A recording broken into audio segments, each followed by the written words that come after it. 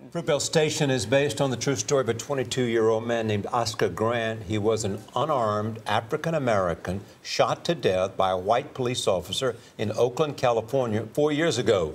This film won the Grand Jury Prize for Dramatic Feature at this year's Sundance Festival. It stars Oscar winner Octavia Spencer as Grant's mother. The next time you call home, you tell her yourself. Or better yet, let her come visit you here. Yeah, but I don't...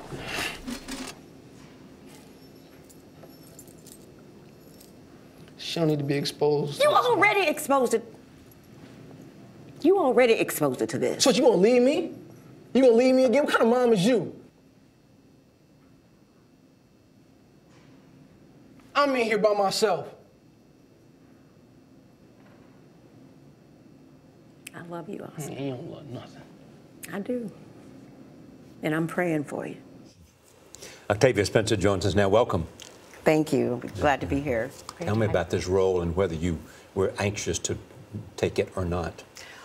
Well, when it was offered to me, I had like a day and a half to make a decision and before starting a new job, and I passed on it because I just looked at the video, the actual footage, and I thought, you know, anger, all I felt was anger, and that I had nothing to offer it. So I passed on it. And then my agent made me read it, and I did, and I was very surprised. Surprised by? I was surprised because I thought Ryan Coogler had an interesting take on how the story should be told. He's the film's director. Yes, yes.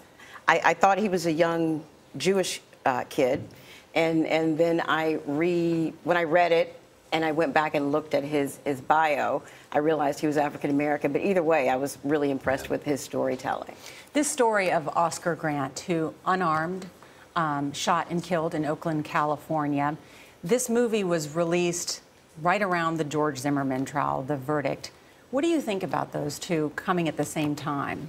Well, not to conflate the two, but they definitely have similarities. And sadly, if we had had an Oscar Grant movie prior to the Trayvon Martin incident, we wouldn't have a Trayvon Martin incident, I don't think. I think what's happening now is that we're having this great discourse about our interaction with each other as people. I thought what was so wonderful, and I think why this movie has really caught on and become so popular, is not only it's a great movie and has great actors, of course, Thank you. but the story of Oscar Grant, who is a good father. His mother, the woman you play, I mean, is incredibly just a great mother. There's such a humanity in this movie that makes it, I think, really touching and tragic, wouldn't you say? Yeah. Absolutely. That's what struck me, because I thought, you know, especially finding out that Ryan was African American, I felt like he could have come from a place of indictment, an indictment of our judicial system, an indictment of police or law enforcement. But instead, he chose to focus on Oscar as a person, and I think that is the key to having less of these incidents occur. You know, when we look across the aisle and see that people are exactly that, people. So that's what you hope people will learn from the film, as well as the tragedy of Trayvon Martin?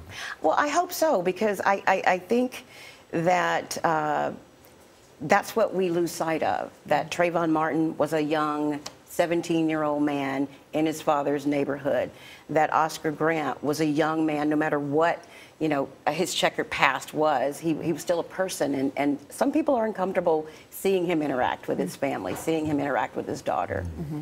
Did you, you know, the president's remarks on Friday when he said, we had said Trayvon could have been my son, and then he said I could have been Trayvon Martin, and really talked about sort of the pain in the African-American community, wanted to put the trial in context.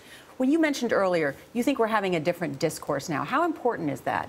It's very important, because what's happened is people are now starting to realize that this is a huge issue with young men of color not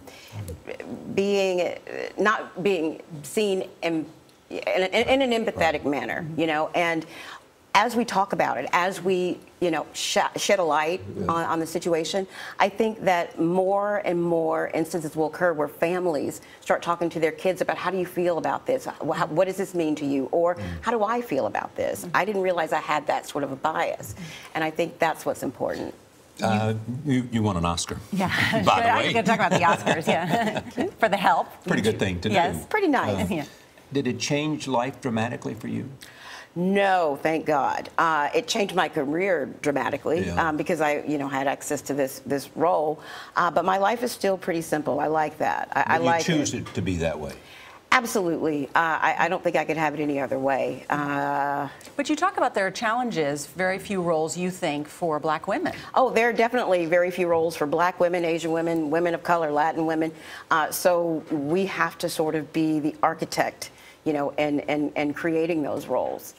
How can you be the architect? Well, you look for small movies because that's generally where they are. They're not coming from the studio end, and you kind of push them through. You see the hope in them, and thank God for Forrest Whitaker and Nina Yang. You bet, getting behind this one.